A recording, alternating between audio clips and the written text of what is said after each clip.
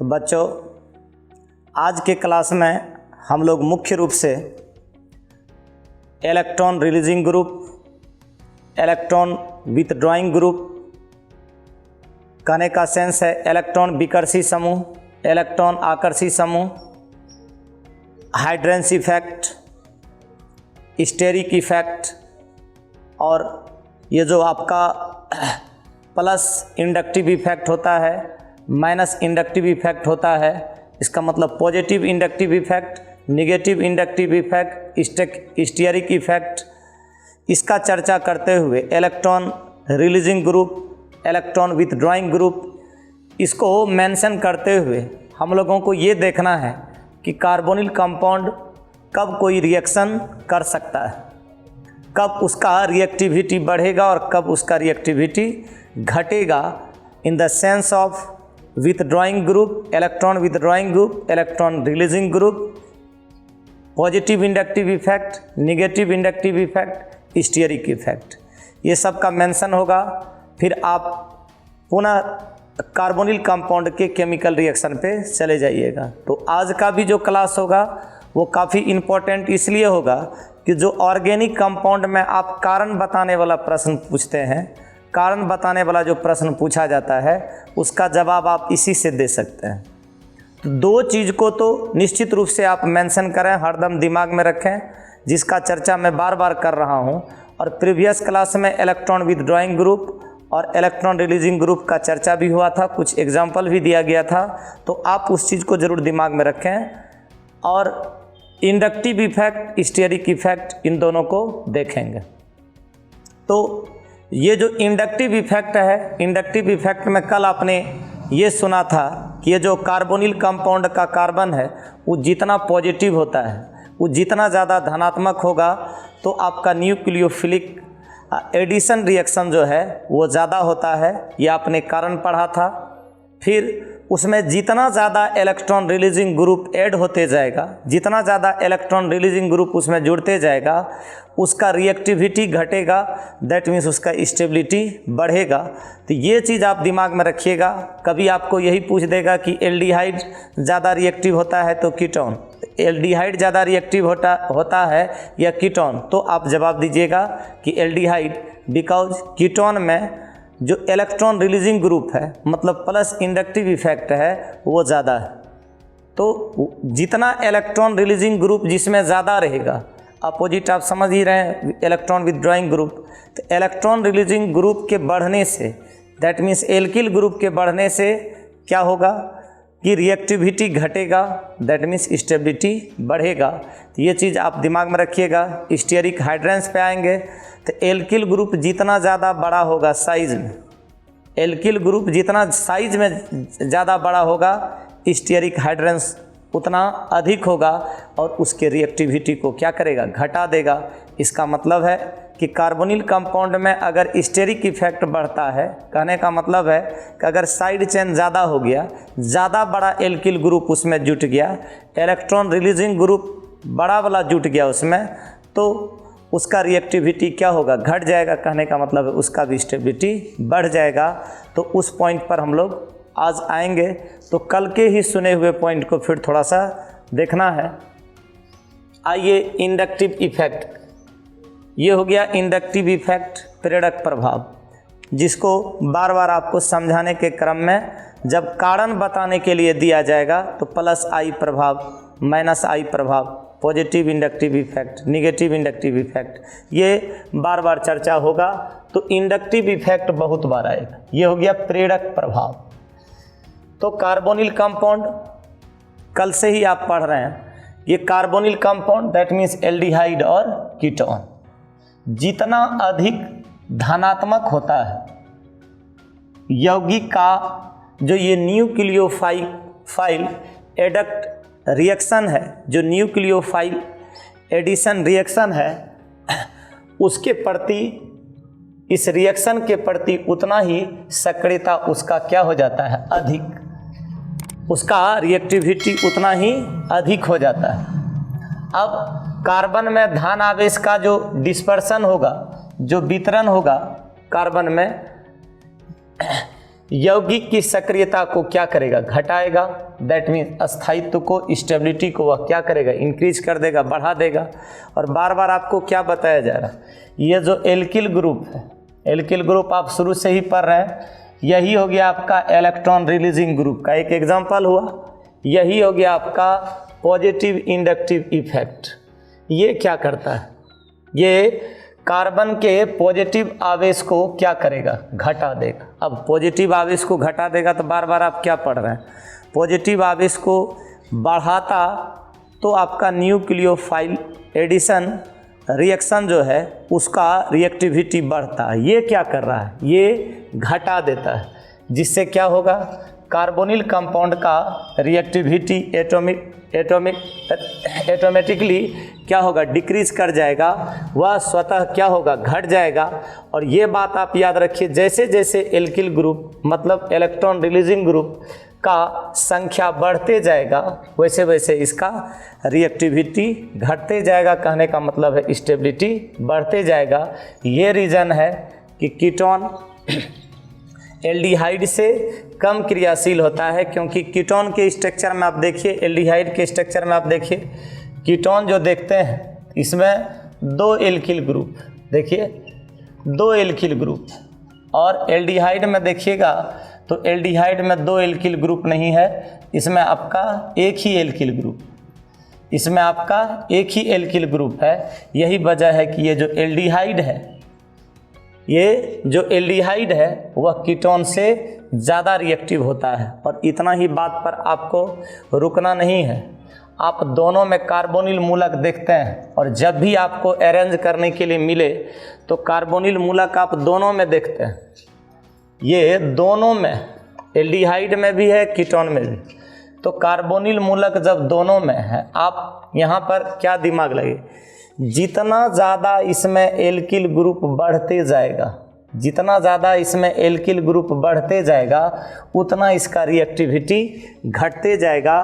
तो आपको जब सजाने के लिए मिले तो ये ज़रूर दिमाग में रखिएगा, बड़ा कंपाउंड भी दे दे, इससे भी बड़ा कंपाउंड दे दे, तो ये चीज़ ज़रूर दिमाग में रखिएगा कि किस में एल्किल ज़्यादा है। एल्किल आप भली भांति पढ़ चुके हैं, किस में एल्किल ज़्यादा है। जिसमें एल्किल ज़्यादा रहेगा वो कम रिएक्टिव होगा, जिसमें कम रहेगा वो ज़्यादा रिएक्टिव होगा। तो इस प्रकार का ऑर्डर आपको जब सजाने के लिए मिले तो आप निश्चित रूप से उसको अरेंज कीजिए, और अरेंज कीजिए एल्किल ग्रुप को देख के। जितना ज़्यादा एल्किल ग्रुप उतना कम रिएक्टिव, और जितना कम रहेगा एल्किल ग्रुप उतना ज़्यादा रिएक्टिव। तो आप इसको निश्चित रूप से जब अरेंजिंग आपको दिया जाए तो आप इस चीज़ पर ध्यान रखें। स्टीयरिक इफेक्ट का गप कर रहे थे, स्टीयरिक प्रभाव का गप कर रहे थे। तो एल्किल ग्रुप का साइज, एल्किल ग्रुप का साइज, मान लीजिए किसी में एल्किल CH3 है और किसी में एल्किल ये मेथिल हो गया, ये एथिल हो गया, और किसी में ये बढ़ जाता है, ये प्रोपिल। आप एल्किल समझ रहे हैं। अब किसी कार्बोनिल मूलक में ये है, ये वाला है एल्किल, ये वाला एल्किल है, तो आपको क्या लगता है, इसमें हम कार्बन बढ़ाते चल जाएंगे, कार्बन बढ़ाते चल जाएंगे, तो ये एल्किल ग्रुप क्या होगा, साइज में बढ़ते चल जाए। तो साइज में बढ़ते चल जाएगा, यहाँ पर 4 ले लेंगे, फिर 5 ले लेंगे, फिर 6 ले लेंगे, ऐसे ले लेंगे। तो जैसे जैसे एल्किल ग्रुप के साइज में क्या होगा, वृद्धि होगा।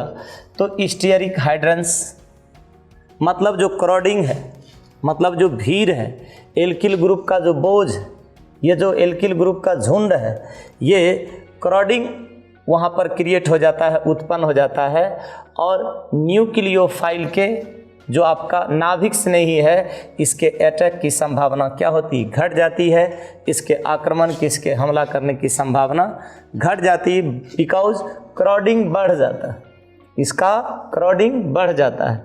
साइज जैसे जैसे बढ़ेगा वैसे वैसे steric hindrance, that means crowding increase कर जाएगा, बढ़ जाएगा, और इसके बढ़ने से जो न्यूक्लियोफाइल है, जो नाभिक स्नेही आपका अभिकर्मक है, उसके अटैकिंग का जो प्रोबेबिलिटी है, जो संभावना है, वो घट जाता है।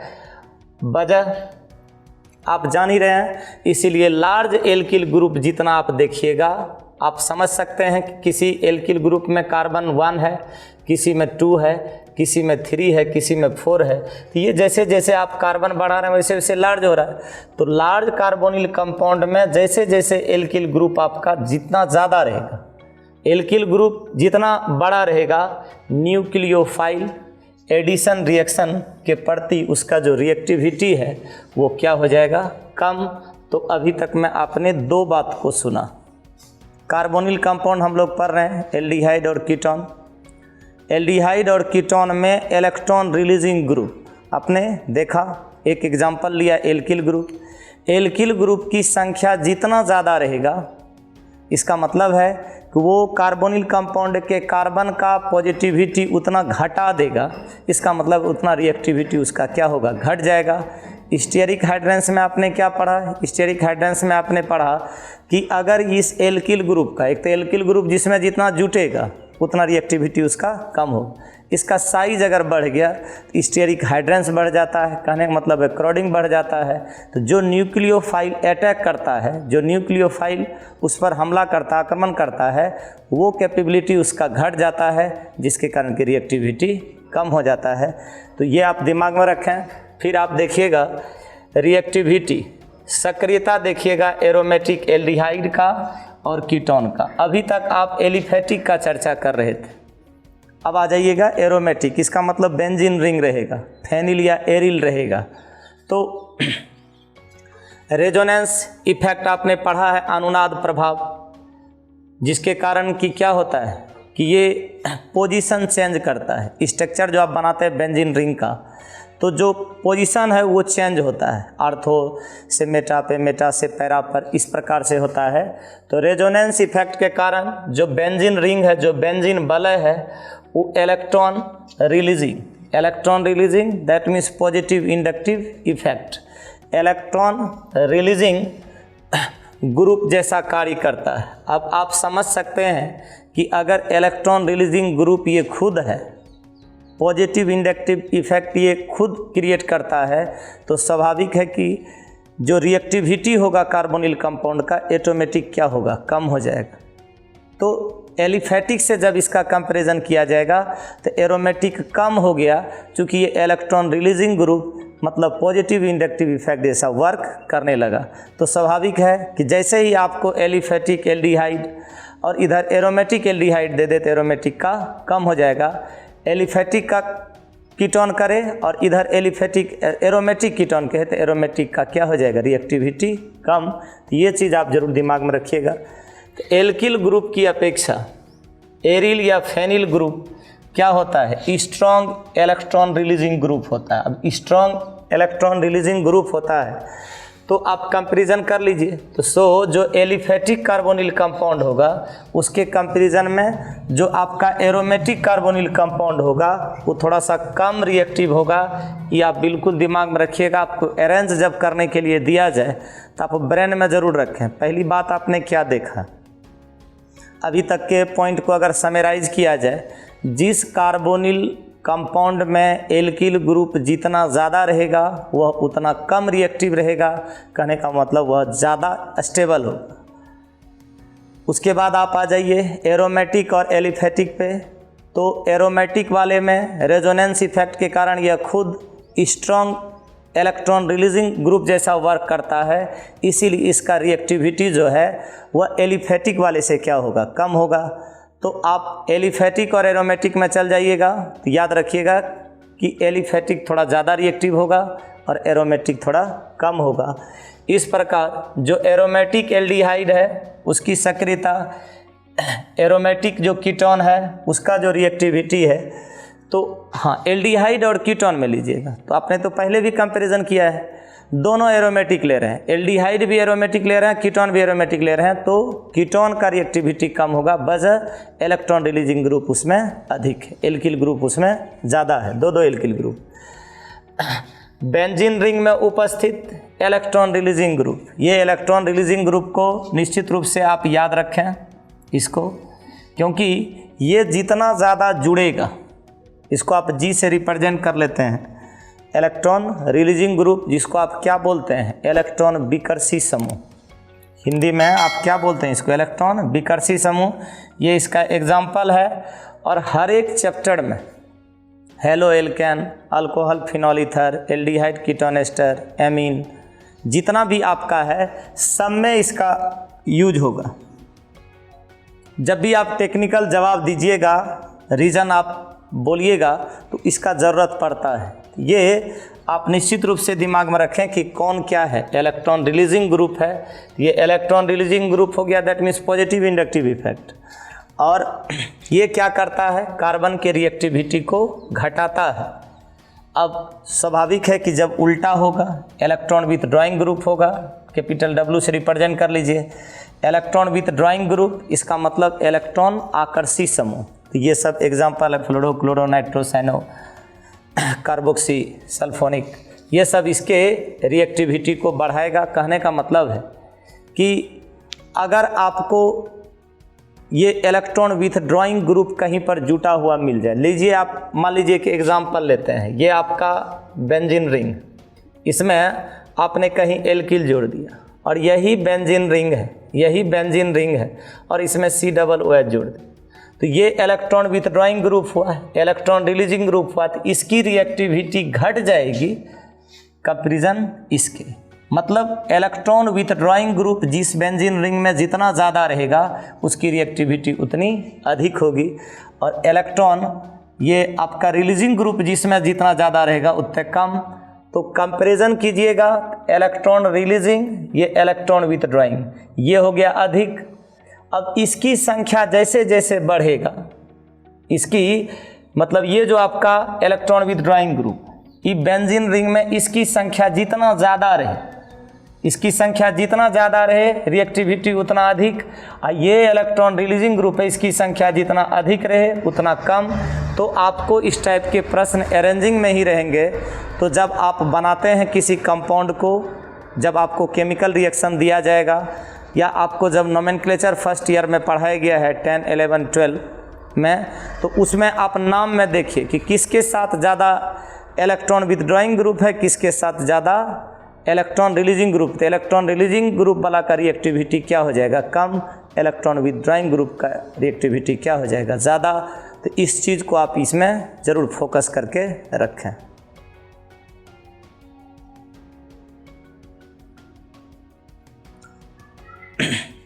हम लोग न्यूक्लियोफिलिक एडिशन रिएक्शन को देख रहे थे कि न्यूक्लियोफिलिक एडिशन रिएक्शन कब ज़्यादा होगा और कब ये न्यूक्लियोफिलिक एडिशन होगा।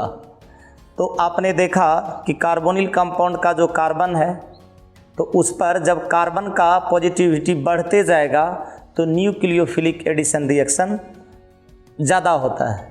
लेकिन आपने देखा फिर कि इलेक्ट्रॉन रिलीजिंग ग्रुप उसमें ज़्यादा बढ़ते जाएगा तो फिर उसकी रिएक्टिविटी घटते जाएगी, और इलेक्ट्रॉन विथ ड्राइंग ग्रुप का आपने चर्चा किया, वो अगर रहेगा तो क्या होगा, उसका रिएक्टिविटी अधिक होगा।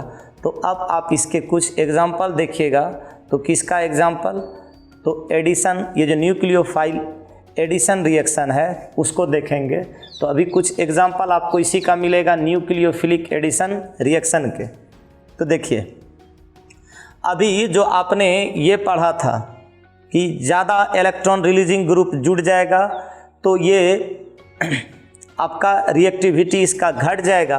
तो स्टेरिक हाइड्रेंस के बारे में भी आपने सुना था कि स्टेरिक हाइड्रेंस क्या होगा, कि एल्किल ग्रुप का साइज अगर बढ़ जाता है तो स्टेरिक हाइड्रेंस दैट मीन्स क्रोडिंग उसका इंक्रीज कर जाएगा, जिससे न्यूक्लियोफाइल का अटैकिंग कैपेसिटी क्या होता है, घट जाता है। मतलब वो अटैक नहीं कर पाता है, जिसकी वजह से ये कौन कौन डाई एथिल कीटोन, एसीटोफिनॉन, सबका आपका फार्मूला फर्स्ट ईयर के क्लास में नोमेनक्लेचर में आपको पढ़ाएगा, बेंजोफिनॉन इत्यादि इस रिएक्शन को रिएक्ट नहीं कर पाता है, इसको प्रदर्शित नहीं कर पाता है। अब यहाँ से आप कुछ को जोड़िए रिएक्शन को, कहीं से भी आप रिएक्शन को ले लीजिए, दोनों एक ही चीज़ का एग्जांपल है न्यूक्लियोफिलिक एडिशन रिएक्शन का। तो कार्बोनिल कंपाउंड में आपका मेनली क्या आ रहा है, मेनली आपका आ रहा है एल्डिहाइड और कीटोन। तो एल्डिहाइड और कीटोन को अगर कंबाइंड रूप से आप रिप्रेजेंट करें तो ये देखिए, दोनों में कार्बोनिल ग्रुप रहता ही है, दोनों में कार्बोनिल ग्रुप हो गया, ये आपका ऑक्सीजन हो गया, दोनों में कार्बोनिल ग्रुप।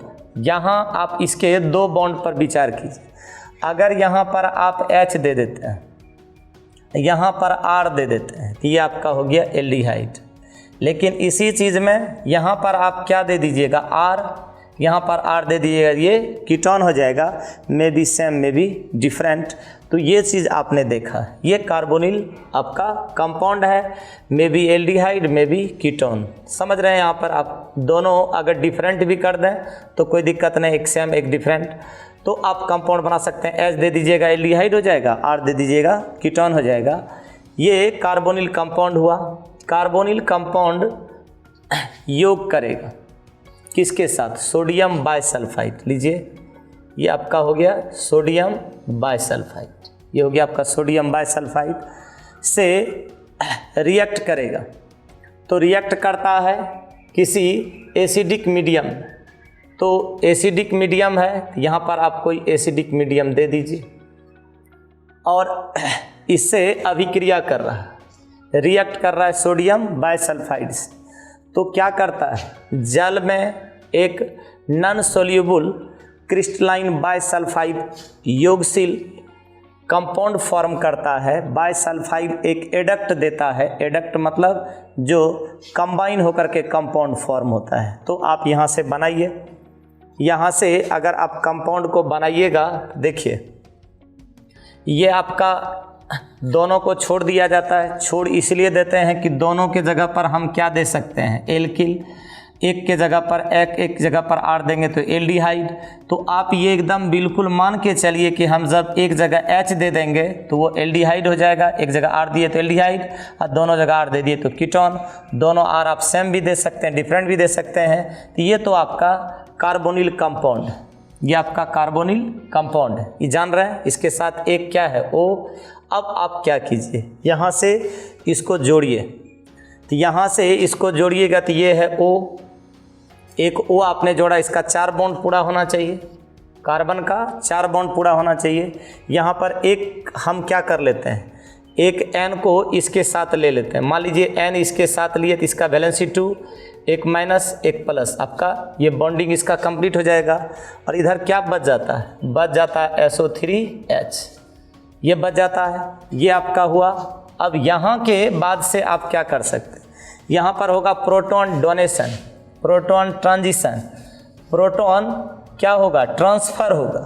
तो प्रोटॉन ट्रांसफ़र होगा, यहाँ पर आप करिए इसका, इस प्रोटॉन का ट्रांसफ़र कीजिए, यहाँ से ये हटेगा, ट्रांसफ़र होगा, ट्रांसफ़र होगा, ये वाला चल जाएगा यहाँ पर और Na आ जाएगा यहाँ पर। तो बताइए ये क्या बन जाएगा। ये तो आप जान रहे हैं कि एक R, ये आप जान रहे हैं एक R या एक H दे देंगे, एल्डिहाइड कीटोन दोनों ग्रुप के लिए है। यहाँ से आप करवाइए ट्रांसफ़र, O के साथ किसको दे दीजिए, H को, यहाँ चला गया। और यहाँ जो SO3 है तो दोनों एक ही ग्रुप का है, सोडियम भी ग्रुप 1 का और हाइड्रोजन भी ग्रुप 1 का, दोनों की वैलेंसी 1। यहाँ पर क्या आ जाएगा आपका Na। ये आपका क्या बन गया है, ये आपका बना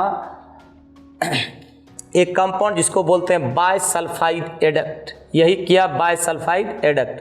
फाइनल कंपाउंड बनाइएगा तो इसका किसी एसिड के साथ या बेस के साथ क्या करवा दीजिए, रिएक्ट। इसका किसी एसिड के साथ या बेस के साथ जब रिएक्ट करवाइएगा तो आपको ओरिजिनल कंपाउंड फॉर्म होगा। तो ओरिजिनल कंपाउंड इसका बनाने के लिए क्या कर सकते हैं, लीजिए उसको एग्जाम्पल लीजिए।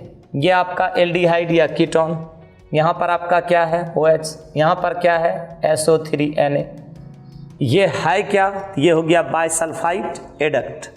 अब यहाँ से अगर मान लीजिए कि आप रिएक्शन करवाते हैं किसी एसिड से, यहाँ से आप किसी एसिड से इसका रिएक्शन करवाते हैं, जैसे आप किसी एसिड से रिएक्शन करवाइएगा क्या फॉर्म हो जाएगा इसमें, देखिए। तो जो चीज़ कहा जाता है उस पर थोड़ा केयर कीजिए। क्या, तो जब आप इसका किसी एसिड से रिएक्शन करवाइएगा तो ये क्या होगा, मूल कार्बोनिल कंपाउंड में फिर फॉर्म होगा, डिकम्पोज हो जाएगा अम्लीय क्षार के द्वारा, और जो ओरिजिनल आपको कार्बोनिक कंपाउंड है वो प्राप्त हो जाएगा। तो ओरिजिनल क्या था आपका, या तो एल्डिहाइड होगा या तो कीटोन होगा। अब जान ही रहे ये होगा। साइड आपको क्या मिल सकता है, साइड इसमें आपका साइड क्या हो सकता है, NaCl बन सकता है, एगो साल्ट, वाटर बन सकता है। कौन सा गैस इसमें रिलीज हो सकता है, SO 2। ये तब का बात है जब आपने इसमें किसके साथ रिएक्शन करवाया, HCl के साथ।